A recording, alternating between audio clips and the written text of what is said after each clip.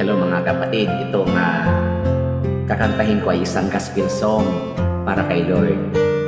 At alam niyo po, isa ito sa favorite kong kanta.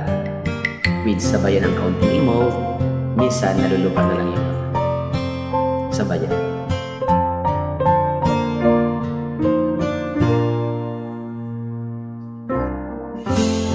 I the Lord of sea and sky, I have heard my people cry, all who dwell in dark and sin, my hand will save.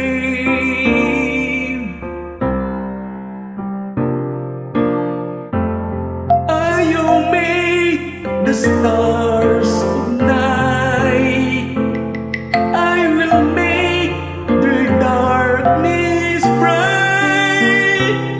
Oh, bear my light to them, whom shall